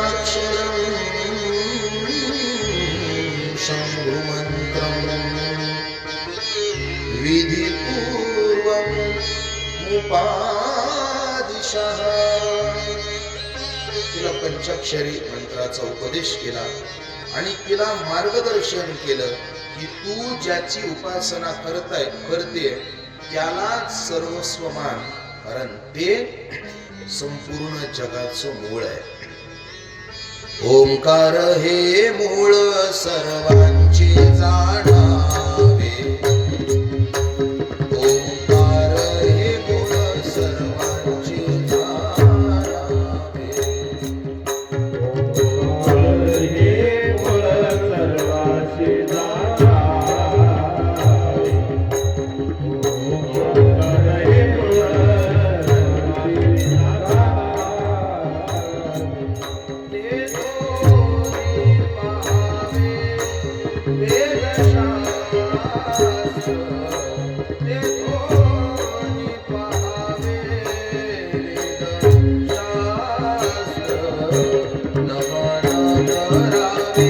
मूळ सर्वांचे भगवान शिवांची उपासना करते, पण अभिमाना वश झाल्यामुळे तुझी उपासना चुकते.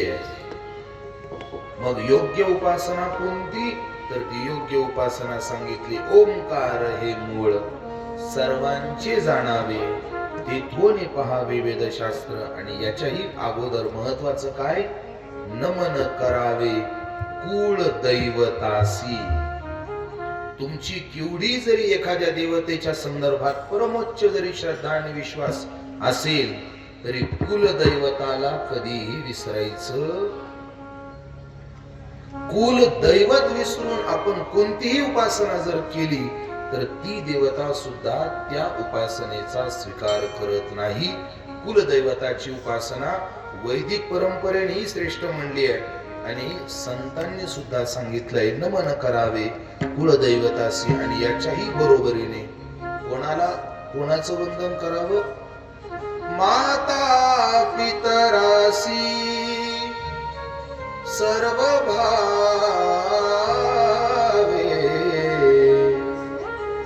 माता पित्यांना नमन कर. म्हणजे पावर का, देवतेची उपासना जर शेवटपर्यंत जायची असेल तर पहिलं नमन कुलदैवताला, दुसरं नमन आई वडिलांना आणि मग इच्छित प्राज्ञ देवता.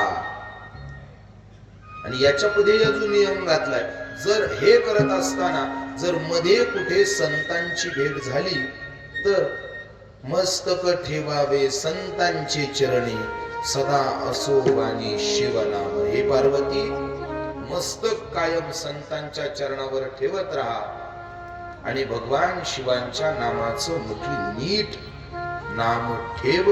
शिव शिव ऐसे उच्चारावे मुखे, जन्म मरण दुःखे नासताती. संतांनी सांगितलंय हे आपलं मन ओढाळ आहे. मन हे ओढाळ सदा करी तळमळ. याला जर स्थिर करायचं असेल तर तया लागी स्थिर करी, चित्ती महादेव धरी. हा मंत्रराज सर्व भोगदायक अशा प्रकारचा हा महामंत्राचा उपदेश नारदांनी केला. नारदांनी हा उपदेश केल्यानंतर मग पार्वतीवर देखील त्याचा सात्विक परिणाम झाला. पार्वतीने निश्चय केला आणि पार्वतीने आपल्या माता पित्यांची भेट घेतली, विनंती केली पुन्हा तपश्चर्येला जाण्याची. सुरुवातीला माता पित्यांनी विरोध केला, पण नंतर पार्वतीने सांगितलं नाही, मला जायचंच आहे. देवासाठी घेऊन जोग अवघा भोग त्यजेला, तेव्हा केली पायवाट, उल्लंघिला माया घाट. कठीण तपस्या पार्वतीची सुरू झाली आणि पार्वतीच्या त्या तपाची उपासना, ते तप जे पार्वतीचं तप सुरू झालं. ऐका, पार्वतीचं जे तप सुरू झालं, पार्वतीने आता निश्चयाने सर्वाभूती पाहे एक वासुदेव, आता तिला सर्व ठाई नित्य पवित्र श्रेष्ठ भगवान शिवांची अनुभूती येऊ लागली. भगवान शिव तिला तत्वाने कळायला लागले, तत्वाने समजायला येऊ लागले आणि तत्वाने आकाराला आलेले ते भगवान शिव आता तिला नित्य सत्य आणि सुंदर प्रमाणित होऊ लागले. थोडं म्हणून म्हणायचं बघ, कालपासून आमच्या मंडळींचं चाललंय, महाराज तेवढं ते एक म्हणा.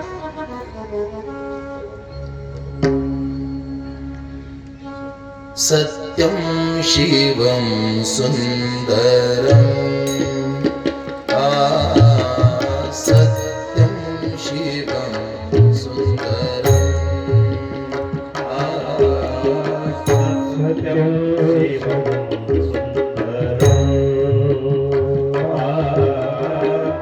सत्यं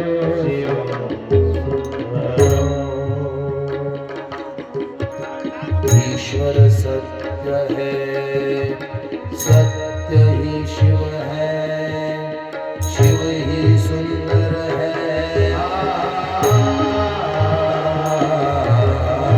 सत्यं शिवं सुंदरं,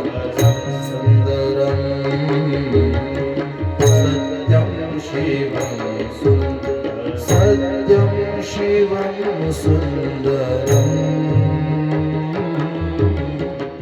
सत्यं शिवं सुंदरं, सत्यं शिवं सुंदरं,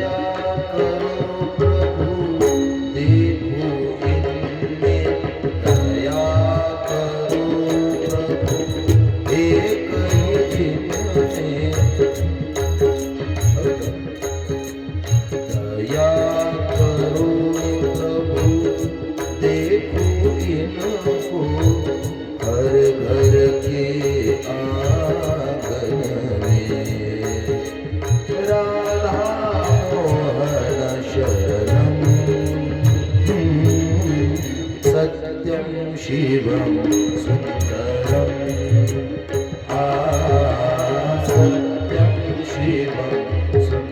सत्यं शिवं सुंदरं,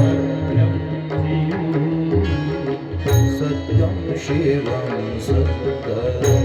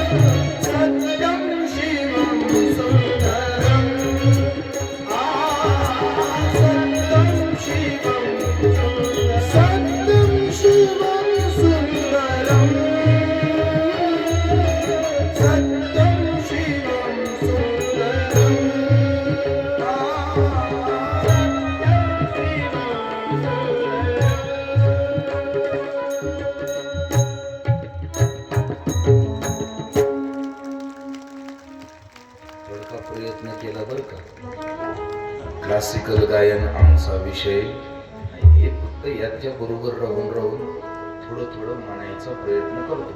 क्लासिकल गायन आमचा विषय नाही. आणि त्यात आता रोज 3-3 तास बोलणं, सकाळचे 2-2 तासाची कीर्तन धावतो, त्याच्यामुळे आवाज बसला नाही, झोपलाय. त्या थोड्या जागा घ्यायची इच्छा होती, पण आता नाही आवाजाची अनुकूलता. नाही, आता थोडस प्रकृतीतून ताजतवाना उठण्याचा प्रयत्न असल्यामुळे श्वास नाही पुरत तेवढा लगेच.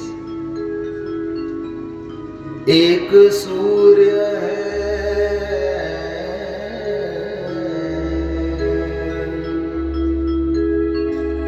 एक सूर्य है, एक गगन है, एक ही धरती माता. दया करो प्रभु, एक बने सब. दया करो प्रभु, एक बने सब. सबका एक से नाता. राधा मोहन शरणम.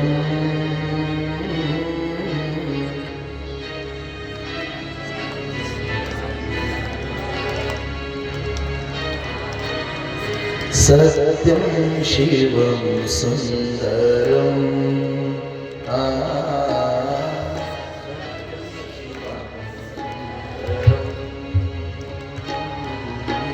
सत्यं शिवं सुन्दरम्.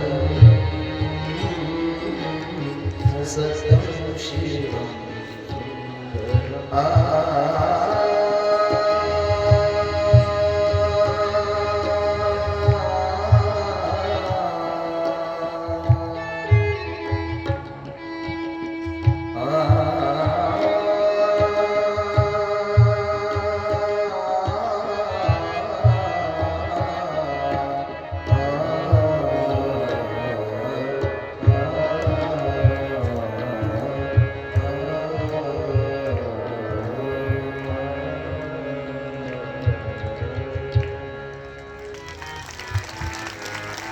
पार्वतीचा पती योगीराज. पार्वतीची उपासना सुरू झाली.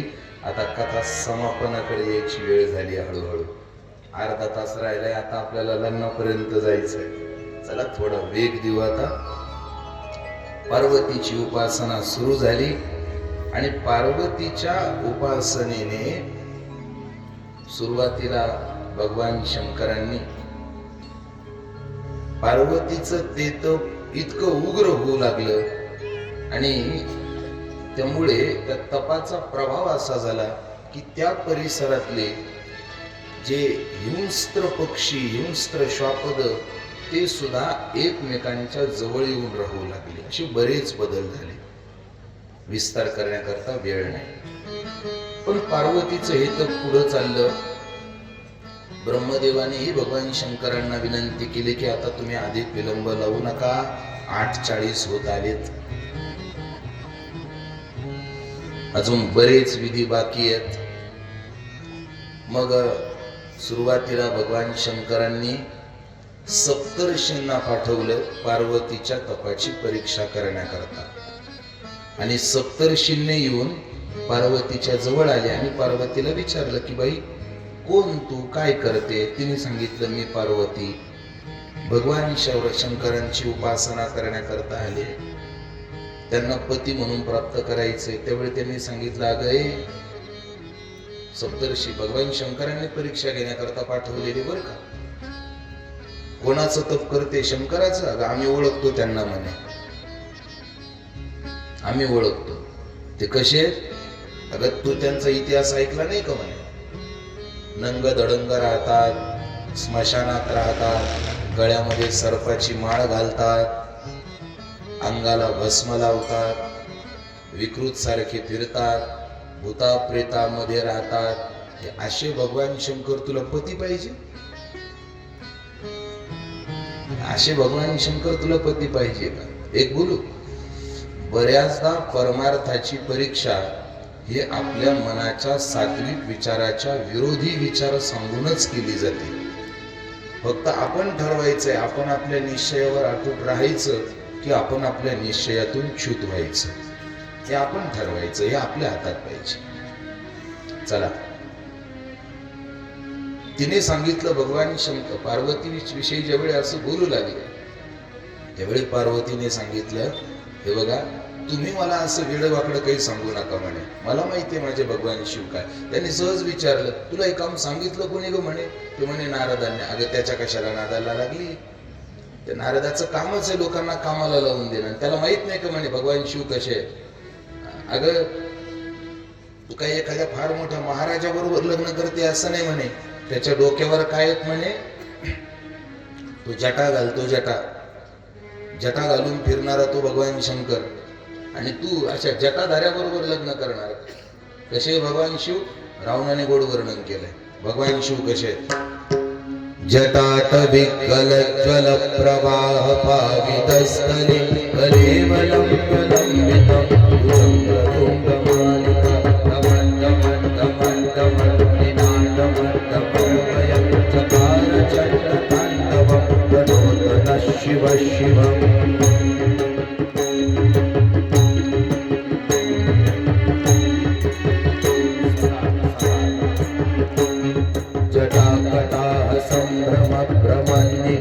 निर्झरी विलोलवीची वल्लरी विराजमान मुरधरी गगद्गगद् गजद्गला ललाटपट्ट पावके किशोर चंद्रशेखरे प्रतिक्षणं मम.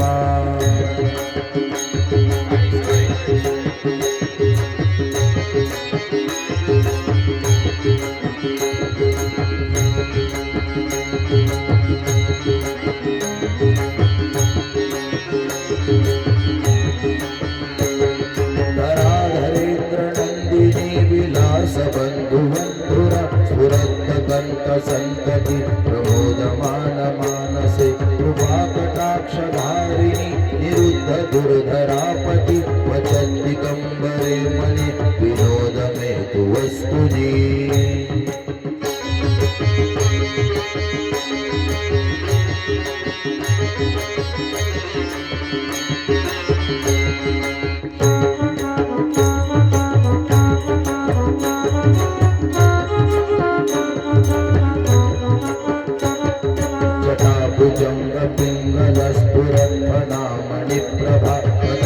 कुंकुमद्रव प्रलिप्त दिग्वधूमुखे पदांग सिंदूरस्फुरत्वगन्धरीय मे दूरे मनोविनोदमद्भुतं विभरतु भूतभर्तरी.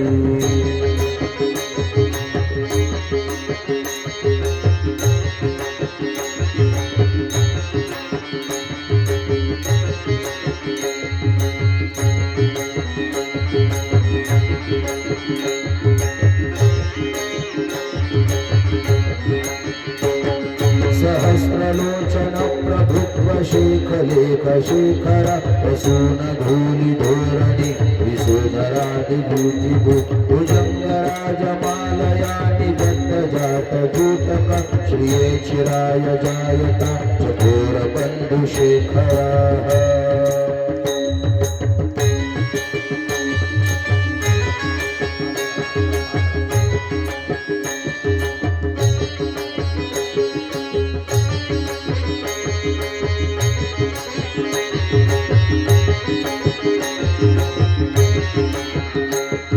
ललाट चत्वरज्वलन्दुरस्फुरद्दुगीगभा निपीत पंचसायकं निमिन्नलिम्पनायकं सुधामयोगलेखया विराजमान शेखर महाकपाली संपदे शिरोजलायमस्तु नः.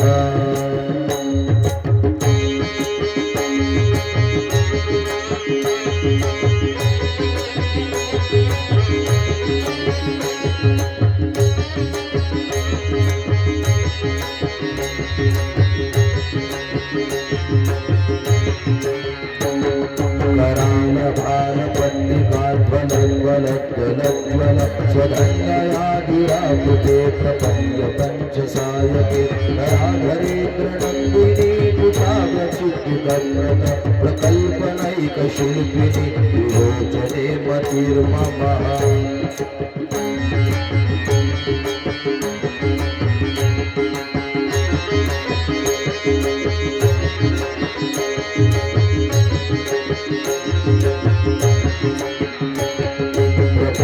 नील पंकज प्रपंचकाली पंचटा विडंबि कंठ कंधरारुचि प्रबंध कंधरम स्वयंचिदं पुरच्छिदं भवच्छिदं मखच्छिदं गजंजकांध कच्छिदं अमंत कच्छिदं भजे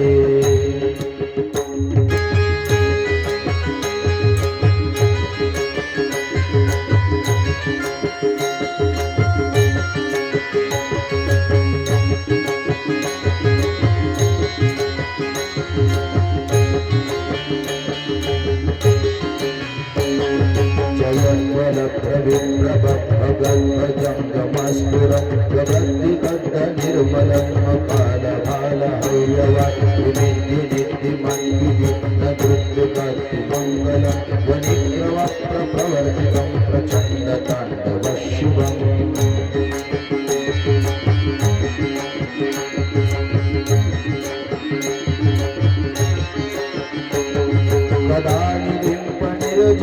निकोजकोटरे वसन् विमुक्तदुर्मति सदा शिरस्तमञ्जुलिवः विमुक्तलोकलोचने ललाभलाललग्नका शिवेति मन्त्रमुच्चरन् प्रभासुके भवाम्यहम्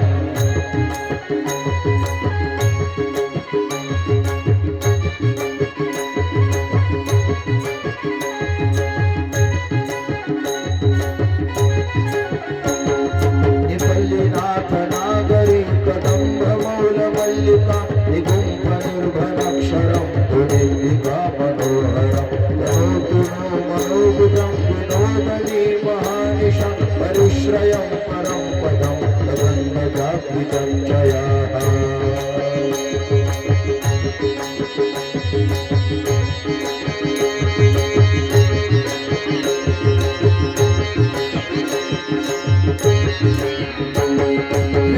निषिद्धिचित्रिलम्बरो भुजङ्गमूर्तितन्द्रज परमिष्टरत्नलोष्टयो सुहृद्विपक्षपक्षयो तृणारविदृशो मये प्रजाः मामहन्त्रियो समन्तप्रवृतन्दकं कदा शिवश्चजाम्यहम्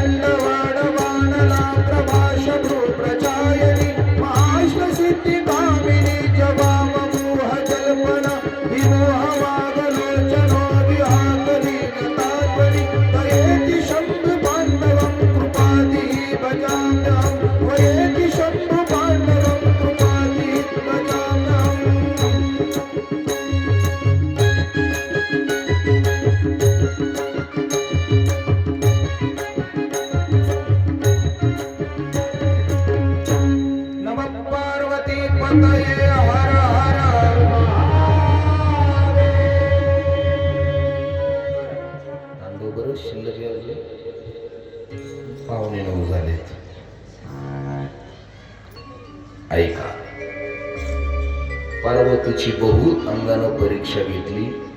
सप्तऋषींनी घेतले पार्वतीचा निश्चय पाहिला.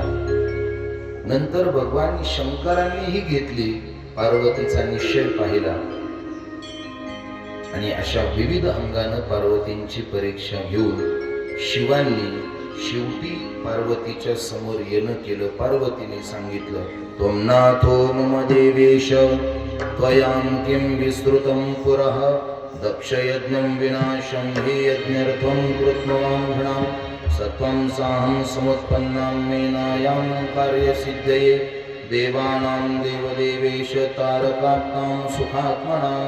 भगवान शंकरांना सुद्धा सगळ्या देवीदेवतांनी विनंती केली आणि पार्वतीच्या समोर जेवढे भगवान शंकर प्रसन्न होऊन उभे राहिले त्यावेळी पार्वतीने आपली विवाहाची इच्छा प्रकट केली आणि भगवान शंकरांनी सुद्धा पार्वतीला विवाहाला होकार दिला. शृणु देवी महेशानी परमं वचनं मम यथोचितं सुमंगल्याम् आविष्कार्यं तथा करो.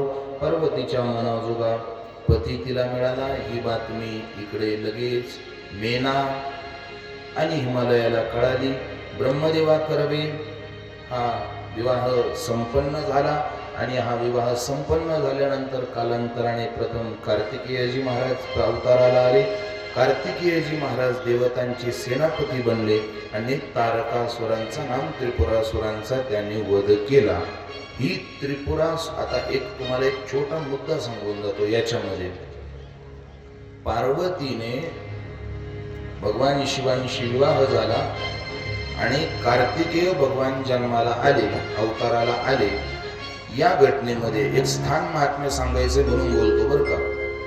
तारकासुराला मारावं म्हणून भगवान कार्तिकेयांचं प्राकट्य झालं, पण त्यांच्या करताही त्यांना शिवकृपा गरजेची होती म्हणून सगळ्यांनी शिवांची उपासना केली.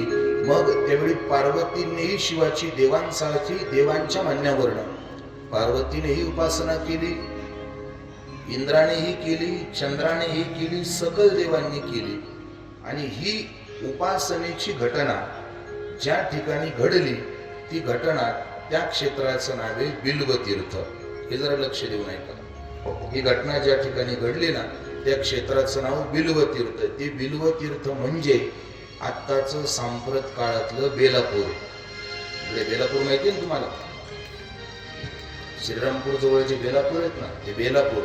तिथे भगवान विष्णूंनी सुद्धा तप केलं. ज्या ठिकाणी पार्वतीने तप केलं त्या नदीच्या प्रवरेच्या काठावरती पार्वतीने जिथं तप केलं ते स्थान आजही तिथे पार्वतीने भगवान शंकरांचं लिंग स्थापन केलं आणि त्याची उपासना केली. म्हणून अजूनही तुम्ही त्या क्षेत्रा ठिकाणी जाऊन पहा, तिथे उमेश्वर महादेव म्हणून ते मंदिर आहे. थोडं पुढं आलं बेलापूर गावामध्ये तर तिथे इंद्राने तप केलेलं शिवलिंग आहे, त्याला इंद्र बिल्वेश्वर शिवलिंग म्हणतात. थोडं पुढं जर आले तर चांदेगाव नावाचं गाव आहे. त्या चांदे गावाच्या तिथं आता चांदे गाव आहे, पण त्या प्रवरेच्या काठावर जे तप झालं ते तप चंद्राने केलं म्हणून चंद्राने जे शिवलिंग स्थापन केलं ते अजूनही तिथे आहे. त्याचं नाव चंद्रेश्वर आहे. थोडं पुढे आले की करजगाव म्हणून एक गाव आहे. तिथं त्या भूमीमध्ये त्या काळी कुबेरानं तप केलं म्हणून त्या भूमीला तिथे जे शिवलिंग स्थापन झालं त्या शिवलिंगाचं नाव कुबेरेश्वर आजही आहे. आणि असा मग पुढे प्रवास संगमेश्वर मेळ केळापूर, तोच पुढे प्रवरा संगम असा प्रवास होता होता मग नंतर कालांतराने नदीचा प्रवाह बदलला. बऱ्याच ऋषींनीही तप केले. दधीची ऋषींनी सुद्धा या तारकासुराला मारण्याकरता त्या प्रवरेच्या काठावर तप केलं. दधीची ऋषींनी जे तप केलं त्या शंकरांच्या त्या लिंगाला दधीची ऋषींनी तप केलं म्हणून त्याला दधनेश्वर, दहेगावने जे शेवगाव तालुका बांड्रीवर तिथं असं बराच मोठा इतिहास पुराणांमध्ये आलेला आहे. मग तो तारकासूर भगवंताच्या कृपेने देवेंद्रांनी कार्तिकेयांना समोर ठेवून त्याला निपात केला. नंतर भगवान गणरायांचं प्राकट्य झालं. असा भगवान शिवांचा परिवार पूर्ण झाला आणि मग आता बऱ्याच लीला भगवान शंकराच्या कृपा प्रसादाच्या बाकी आहेत. सुरुवातीला सांगितलं हे काही पूर्ण होणं आपल्या हातची गोष्ट नाही, त्यामुळे जेवढं आपल्याला शक्य समुद्रातून तेवढं आपण घ्यायचं आणि बाकी वर्षभर आता इथून पुढे प्रत्येकाने या राहिलेल्या कथेचं घरी मराठी भाषेमध्ये जे प्राकृत ग्रंथ आपल्याला भेटतील त्यातून मोकळ्या मनानं वाचन करायचं. म्हणजे राहिलेल्या दिव्य दिव्य कथा ज्या भगवान शंकरांच्या दिव्य दिव्य कथा आहेत त्या आपल्याला निश्चित आनंद देणाऱ्या, कृपा देणाऱ्या आणि आपल्या जीवनातल्या सगळ्या चांगल्या गोष्टींना आपल्या जवळ आणणाऱ्या आहेत.